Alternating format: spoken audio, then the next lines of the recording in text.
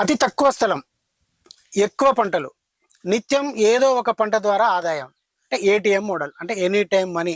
అంటే ప్రతిరోజు మనకు ఏదో ఒక పంట దిగుబడి వస్తూ ఎంతో కొంత ఆర్థిక తోడ్పాటు అందించే రకంగా ఇక్కడ అరెకరంలో కూరగాయలు సాగు చేస్తున్న దంపతులు గోపగాని కృష్ణ కవిత గారితోనూ ఈ ప్రస్తుతం నేనున్న ఈ ఫీల్డ్ చిట్యాల మండలం గుండ్రాంపల్లి గ్రామంలో ఉంది.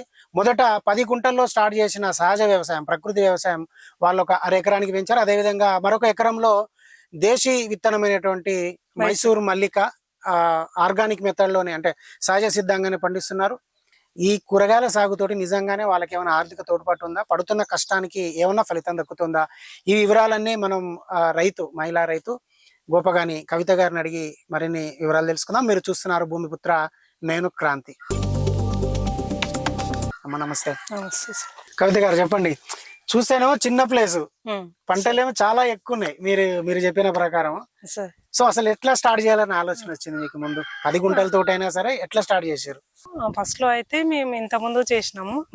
ఇప్పుడు వచ్చి ఎన్జిఓల ద్వారా వాళ్ళు వచ్చి చేస్తాము మిట్లుగా 10 గుంటలతో 10 మేము ఫస్ట్ చేస్తాము అని చెప్పారు. ఫస్ట్ చేసిన దాంట్లో మాకు మార్కెటింగ్ లేదు, అట్లా మార్కెటింగ్ లేదు అని మేము వద్దని చెప్పాము.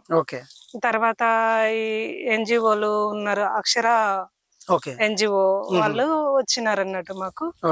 వచ్చి సార్ మురళీ సార్ వాళ్ళు వాళ్ళ ద్వారా రవితేజ అనేది ఎన్జిఓ వచ్చి తను అడిగితే వద్దని చెప్పాము. అన్నాక ఒక 2-3 రోజులు అడిగారు. తర్వాత 10 గుంటల్లో పెడతాం చూడండి, మీరు చూసి మార్కెట్ ఉంటే మీరు మూవ్ కాండి అని చెప్పారు. సరే అనేసి ఫస్ట్ లో ఓకే లేదు, తర్వాత కన్విన్స్ చేశారు. చేశాక ఓకే అని చేసినాము. తర్వాత ఫస్ట్ దున్నేసి పెట్టినాం అన్నట్టు. అది ఇంకా తర్వాత వాళ్ళు వచ్చి ఘనజీవామృతం పేడతో ఘనజీవామృతం చేసి దున్నిపిచ్చి బెడ్స్ తయారు చేయించడం. 4 ఫీట్లకు ఒక బెడ్ తయారు చేయించారు 10 గుంటలలో. ఆ 10 గుంటలలో అన్ని రకాల కూరగాయలు, ఆకుకూరలు, దుంప జాతులు, తీగ జాతులు మనకు 25 రకాలు. 25కి ఎక్కువనే కానీ తక్కువ ఏమి. 25 రకాలు 10 గుంటలలో. అందులో టమాటా, గోకర, మన కూరగాయలలో బెండ, దొండ, దోస, మిర్చి, ఇవి ఆకుకూరలలో పాలకూర, మెంతికూర, మన గోంగూర, చుక్కకూర, మేము ఇంకా అది కొత్తిమీర, పుదీనా, 10 రకాలు. ఇవి స్వీట్ కార్న్ కూడా వేసినాము. దాంట్లో కూడా మంచి ఫలితాలు. తర్వాత ఈ అదే దుంప జాతులలో మనకి ముల్లంగి, బీట్రూట్, శామగడ్డ, ఇవి ఇది క్యారెట్. ముల్లంగిలో మస్తు తీసుకున్నాం సార్. ఫస్ట్ వేసిన దాంట్లో 15,000 దాకా వచ్చింది ముల్లంగిలో. అంటే ముల్లంగి వేసిన 45 రోజులనే వచ్చేసింది మాకు ఫస్ట్ క్రాప్. అంటే ఆకుకూరలు ఈ వేసి ఫస్ట్ బెడ్లు 4 ఫీట్లకు ఒక బెడ్ తయారు చేసి 4 ఇంచులకు ఒకటి ఫస్ట్ ఇట్లా ముల్లంగి, తర్వాత పాలకూర, తర్వాత క్యారెట్, తర్వాత మెంతి, తర్వాత ఇవి వేసుకుంటా గ్యాప్ లేకుండా 4 ఇంచులకు వేసుకుంటా. భూమి అనేది కనబడకుండా కప్పి ఉంచేటట్టు, మనకు అలము అనేది రాదు అన్నట్టు కప్పి ఉంచడం. ప్లస్ మనకు ఆదాయం కూడా ఎక్కువ వస్తుంది దాంతో అని ఒక 4 ఇంచులకు ఇట్లా పెట్టి మధ్యలో బంతి చెట్లు, మనకు పురుగు చీడపూడలు రాకుండా బంతి చెట్లు, దాంతో ఆదాయం వచ్చేటట్టు. ఇటు సైడ్ కూరగాయలు మనకు టమాటా, వంకాయ, మిర్చి, గోకర, బెండ ఇవన్నీ ఇటు సైడ్, ఒక సైడ్ ఇటు, ఈ సైడ్ ఇట్లా అట్లా కూరగాయలు 4 బెడ్లకి ఇట్లా చేసుకుంటూ సైడ్ లో తీగ జాతులు, చుట్టూ తీగ జాతులు అట్లా పెట్టి జీవామృతం తయారు చేసి, ఆవు మూత్రం, ఆవు పేడతోని జీవామృతం తయారు చేసి వారానికి 1 టైం 2 టైమ్స్ అట్లా అని వీలు బట్టి వారానికి మాత్రం పోసుకుంటూ వాటర్ లో పోసుకుంటూ అట్లా పోసుకుంటూ చేస్తే ఒక 20 రోజులలో మనకి మెంతికూర వచ్చేస్తుంది. ఫస్ట్ క్రాప్ మనకి మెంతికూర వచ్చేస్తుంది. ఆ తర్వాత మనకి కొత్తిమీర, ఇవి క్రాప్ ఇక వెంటనే స్టార్ట్ అవుద్ది. ఒక 20-21 డేస్ లోనే రోజుల్లోనే మనకు Okay. స్టార్ట్ అయిపోద్ది. ఓకే. ఆకుకూరలు స్టార్ట్ అవుతుంది. ఆ తర్వాత ఒక 40-45 రోజులలోనే మనకి ముల్లంగి వచ్చేస్తది. ఓకే. ముల్లంగి ఇక మార్కెట్ మనకంటూ ఈ రోజు ఆగిందని ఒక 20 days నుంచి ఇక స్టార్ట్ అయిందంటే ఆగేది లేదు. ఉండదు. ఏ రోజుకి ఆ రోజు వచ్చేస్తూనే ఉంటాయి మనకి ఓకే. ఇక ఓకే. రోజు మార్కెటింగ్ కు. ఓకే. సో అంటే మీరు ఫస్ట్ 10 గుంటలలో చేసిరు. 10 గుంటలు. 25 రకాల వెరైటీలు వెరైటీ. అవును సార్. కూరగాయలు అయితే ఆకుకూరలు అయితే దుంపలు అయితే తీగ జాతి తీగ కూరగాయలు. జాతులు. అవును సార్. సో మీకు అదంతా 10 గుంటలలో క్రాప్ అంతా అయిపోయే వరకు ఉమ్. మీ చేతికి ఎంత వచ్చింది ఐడియా ఉందా? మేము ఉన్నది సార్. ఒక బహుశా మేము 8 నెలల్లో 7 నుంచి 8 నెలలు సార్ మాకు. ఓకే. మొత్తం అక్టోబర్ 31 నుంచి వెళ్ళి బహుశా సెప్టెంబర్ మళ్ళీ Okay. ఆ టైంలో ఒక 7-8 నెలల్లో మేము 15,000 పెట్టుబడి పెట్టాం. ఒక 75,000 వరకు తీసుకున్నాం. క్రాప్ తీసుకున్నాం. అది మంచి పెట్టుబడి మాత్రం 15,000 అయింది సార్. ఓకే. పెట్టుబడి దున్నిపిచ్చడమే కానీ మనం ఏమన్నా పెట్టుబడి పెట్టించింది కానీ అవి. సో మీకు పురుగు మందులు ఎరువులు వీటికి ఖర్చు అయితే లేదు. ఓన్లీ విత్తనాలకు అయి ఉంటాయి. విత్తనాలకు దున్నిపియడానికి ఈ జీవామృతం చేయడానికి శనగపిండి బెల్లానికి మధ్యలో వీటికే పెట్టుబడులు. మాకు పెట్టుబడులు అంటూ వేరే రాలేదు. సో 10 గుంటలలో చేసింది మీకు కొంచెం ఎంకరేజింగ్ అనిపించి మళ్ళీ ఎకరానికి వచ్చేసినాం. ఇప్పుడు ఎకరంలో కూడా ఇదే మెథడ్ సేమ్ ఇదే ప్రాసెస్ సార్. ఇప్పుడు సేమ్ అదే ప్రాసెస్ లో వేసినాము. మినుము ఎక్స్ట్రా వేసినాము. పసుపు వేసినాం సార్. పసుపు కూడా వేసినాము అందులోనే. సో ఇంకా క్రాప్ రాలేదు. క్రాప్ రాలేదు సార్. అది ఇప్పుడే వేసినాము. అంటే సహజ వ్యవసాయం అంటే ఆకుకూరలు చేస్తున్నారు మీరు? సహజ వ్యవసాయంలో ఏమేమి చేస్తున్నారు అంటే సార్? అంటే ఇప్పుడు ప్రకృతి వ్యవసాయం అంటున్నారు. అవును సార్. వాటికి చీడపీడలు రాకుండా ఎక్కువ దిగుబడి వచ్చేటట్టు గ్రోత్ ఎక్కువ ఉండేటట్టు అంటే ఏం జాగ్రత్తలు తీసుకుంటున్నారు సార్? గ్రోతింగ్ అయితే కోడిగుడ్డు నిమ్మరసం, కోడిగుడ్డు నిమ్మరసంతో తయారు చేస్తాము. పంచగవ్య మళ్ళీ అది గ్రోతింగ్ కోసమే. ఇది పంచగవ్య అనేది చాప బెల్ల ద్రవణం. ఇది గ్రోతింగ్ కోసం. చీడపీడలు అంటేనేమో మనకి నిమాశ్రం యాపాకుతోనే అవి చేస్తాం. దశపర్ణి 10 రకాలు, జిల్లేడాకు, మనం కానుగాకు ఇవన్నీ కలిపి ఒక 10 రకాల దశపర్ణి అది చేస్తాం. అగ్గియాస్త్రం, బ్రహ్మాస్త్రం ఇవన్నీ తయారు చేసి మనం ఏ పురుగు బట్టి దాన్ని బట్టి మనము కొట్టుకోవాలంటే మనకి ఈ రోజు ఈ పురుగు ఉంది, ఇది తగ్గలేదు అంటే నెక్స్ట్ ఇంకో దానికి వెళ్ళడం, అట్లా దాని పురుగు జాతి బట్టి మనం. అంటే ఇప్పుడు సహజంగా పండించిన కూరగాయలు సో మామూలుగా బేట్ల పురుగు మందులో ఎరువులో వాడితేనేమో నిగనిగలాడుతూ మంచి కనబడతాయి మార్కెట్ లో. మీరు ఎట్లా అమ్ముకున్నారు మీ సరుకుని? ఫస్ట్ లో అంటే కొంచెం అవేర్నెస్ వచ్చింది, కొంతమందిలో వచ్చింది. వచ్చి వాళ్ళు వాడుతుంటే మేము చెప్పామన్నట్టు ఒకసారి తినండి, మీరు చూడండి, చూస్తే మీకు అర్థమైపోద్ది అని జనాలలో అలవాటు చేసుకుంటూ వెళ్ళినాము. వాళ్ళకి అలవాటు అయిపోయింది. ఇప్పుడు చాలా మెరుగైంది. ఫస్ట్ లో స్టార్టింగ్ లో కొంచెం ప్రాబ్లం ఉన్నా చెప్పడం వల్ల విన్నారు. కొంచెం ఎడ్యుకేటెడ్ ఉన్నారు కాబట్టి తెలుస్తుంది. సెల్లలో చూడడము అవన్నీ చూడడం వల్ల తెలిసి కొద్దిగా అలవాటు అయిపోయి వాళ్ళు బాగుంది. టేస్ట్ మెయిన్ గా వాళ్ళని చెప్పాము. టేస్ట్ అయితే న్యాచురల్ కి కెమికల్ కి తేడా ఉంటుంది సార్. మనం అది చూడండి మీరు. మేము ఇక్కడ ఫీల్డ్ మీదకి వస్తే కూడా మీకు తెలుస్తుంది. ఫీల్డ్ మీదకి వస్తారు సార్, వస్తారు ఫీల్డ్ మీద. ఇక్కడికి వచ్చి ఎక్కడైతే మేము చేసుకుంటున్నామో అక్కడికి వచ్చి తీసుకెళ్తారు. లేదు అనుకుంటే ఇప్పుడు వీళ్ళు రాని వాళ్ళు అక్కడ తీసుకెళ్తారు. మీరు ఫస్ట్ లో అట్లా చెప్పాము. టేస్ట్ చూడండి మీకు తెలిసిపోతుంది. దానికి దీనికంటే చూసారు సార్ చాలా టేస్ట్ ఉన్నాయి. అన్ని టమాటాలు అయినా గానీ చాలా అప్పుడు ఎప్పుడో చిన్నగా ఉన్నప్పుడు చూసినామని, గోకెర అని ఏదైనా గానీ తిని చాలా బాగున్నాయని మళ్ళీ అసలు మాకంటూ ఉండవు సార్. ఎప్పుడైనా ఖరాబ్ అయ్యేది లేదు, స్టాక్ ఉండేది లేదు. ఎప్పుడైనా వెళ్ళిపోతూనే ఉంటుంది రోజు. మేము ఈ రోజు కావాలంటే ఫ్రెష్ ఇస్తాము.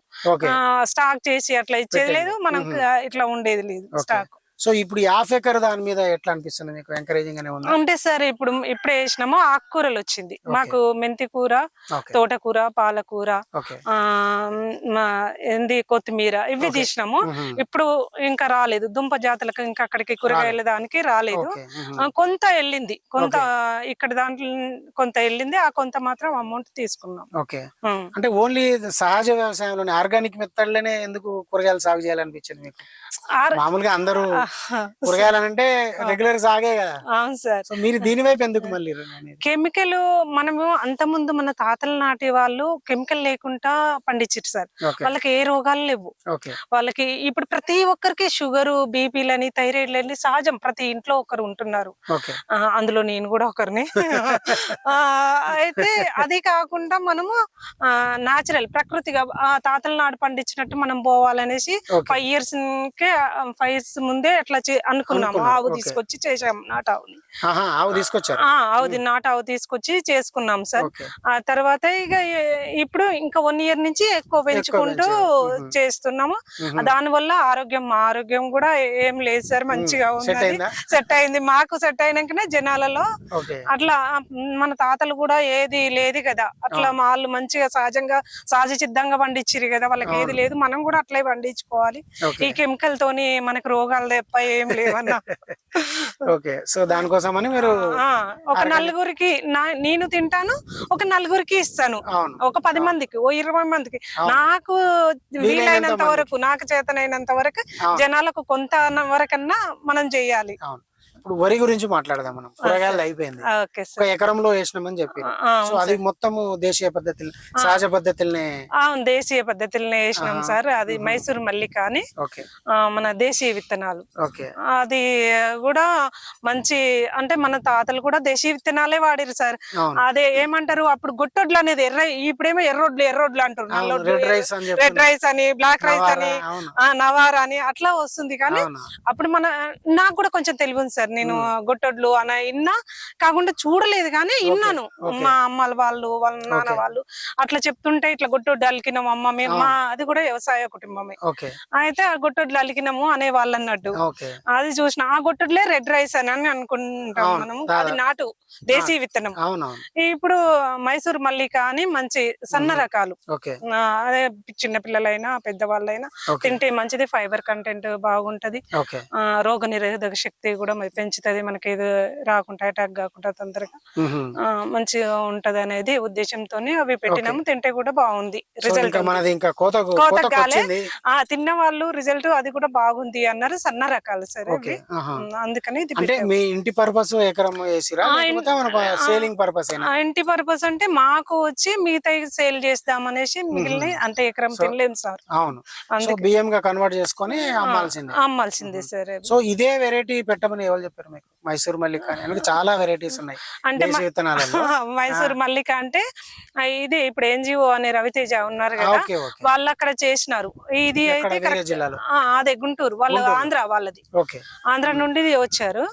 అక్కడ నుండి అక్కడ చేసి వాళ్ళు ప్రాక్టికల్ గా చూసిరు కాబట్టి ఇది బాగుంటది అని చెప్పారు. అందువల్ల మేము తీసుకోవచ్చు. దాన్ని సాగు చేసిరు, ఒక ఎకరానికి పరిమితం చేసిరు. ఒక ఎకరానికి. సో ఇప్పుడు కూరగాయల సాగుని ఇప్పుడు అరెకరం నుంచి ఇంకేమైనా పెంచే ఆలోచన ఉందా మీకు? కూరగాయల సాగుని పెంచే ఆలోచన, పసుపు వేస్తాం సార్. కూరగాయలు కూడా, కూరగాయలు అంటే చెయ్యాలి. 1/2 ఎకరం అంటే ఇంకా నా ఒకదాంతో అవుతుంది సార్. నేను పెట్టుకోలేదు. ఇంకా నేను పెంచాలంటే వర్కర్ ని పెట్టుకోవాలి. ఇట్లా నేను నా వరకైతే ఇప్పుడు చేస్తున్నాను. పసుపు వేస్తాము. పెంచే ఉద్దేశం అంటే ఇది అయిపోయినాక ఆలోచిస్తాను సార్. సో ఇట్లా కూరగాయలు సాగు చేసుకుందాం అనుకునే వాళ్ళకి ఏం చెప్తారు మీరు? మహిళలకే మహిళల గురించే చెప్పండి. ఎందుకంటే తక్కువ ప్లేస్ లో మీరు 10 గుంటలలో స్టార్ట్ చేసారు. 75,000 రాబడి వచ్చిందని చెప్పి 7 నెలల్లో 15,000 పోయినా గానీ మీ వరకు. సో మీకు ఆరోగ్యకరమైన ఫుడ్ దొరికింది, ప్లస్ కొంత సపోర్ట్ దొరికింది ఫైనాన్షియల్ గా. సో ఇప్పుడు 1/2 ఎకరానికి పెంచారు. సో ఇళ్లలో ఉండే మహిళలు ఇట్లనే ఏదైనా సాగు చేయాలనుకుంటే 10 గుంటలతోటి స్టార్ట్ చేయొచ్చా? అంటే ఏం చెప్తారు మీరు, సలహా ఏం చెప్తారు? ఏంటంటే వీలైనంత వరకు కెమికల్ ఫుడ్ అవాయిడ్ చేయండి. ఎవరైనా ఇండ్లలో ఉన్న వాళ్ళైనా, మీరు వ్యవసాయం చేస్తే మీకు ఎంత భూమి ఉంటాయి, ఇండ్లలో ఉన్న వాళ్ళు మీకు ప్లేస్ లేదనుకుంటే ఒక బుట్టలలో మన ఏమి టబ్బులు ఉంటాయి, వేస్ట్ అయినా ఏ అయినా అందులో మీరు పెట్టుకోండి. కెమికల్ లేని, వీలైనంత వరకు కెమికల్ లేని మెంతి కూర వస్తుంది మీకు. ఆకుకూరలు అయితే అన్ని వస్తాయి, ఏ అయినా పెట్టుకోవచ్చు. కూరగాయలు కూడా పెట్టుకోవచ్చు. వీలైనంత వరకు మనం రిస్క్ తీసుకోండి. కాకుంటే మాకెందుకులే మేము పోయి కొనుక్కొచ్చుకుంటామని కాదు, మన ఆరోగ్యం మనమే కొనుక్కోవాలి. మనము వేరే వాళ్ళ మందుల ద్వారా కొనుక్కునే బదులు మన ఆరోగ్యం మనం కొనుక్కొని, అది ఇండ్లలో ఉన్న వాళ్ళకి, భూమి ఉన్న వాళ్ళకి వీలైనంత వరకు నీకు ఎంత ఒక గుంట నీ వరకు నివ్వే, ఒక గుంట వరకు పక్కన తీసుకొని పక్కకి తీసుకొని నీకు కూరగాయలు వీలైనంత వరకు, ఎందుకంటే మనం ఒక్కసారి ఆలోచించుకోవాలి. మన తాతలు మన వరకు కూడా కొంత కెమికల్ తక్కువ ఉంది, మన పిల్లలకైతే తక్కువ లేదు. ఇప్పుడు అన్ని స్ప్రేలే, పుట్టిన కాడి నుంచి అది పంట వచ్చేదాకా ప్రతిదీ స్ప్రే లేని, ఏది వరి అయినా ఏది అయినా కూరగాయ అయినా ప్రతిదీ స్ప్రే మందులతోనే పండిస్తున్నారు. ఈ రోజు దీనికి ఇది పురుగు చనిపోలేదంటే ఇంకొక స్ప్రే తీసుకొచ్చి చేస్తున్నారు. ఎందుకంటే మేము ప్రాక్టికల్ గా చూస్తున్నాము. వీలైనంత వరకు కెమికల్ కూరగాయలైనా మీరు ఫుడ్ ఏదైనా సరే అది బంద్ చేయడానికి చూడండి. వీలైన వరకు రిస్క్ అయినా సరే గానీ కూరగాయలైనా మీరు ఫుడ్ ఏదైనా వరి అయినా మనం అది తీసుకోవడానికి ప్రయత్నం చేయండి. ఆరోగ్యం మనం కాపాడుకోండి. మన తాతలను మంచిగుర్రు అని ఒకసారి ఆలోచించండి. ఎందుకు మంచిగుర్రు? మన తండ్రులు కూడా కొంత వరకు నయం, మనం కూడా ఇంకా కొంచెం నయం. మన పిల్లల కాడికి వచ్చే వరకు మాత్రం కాదు.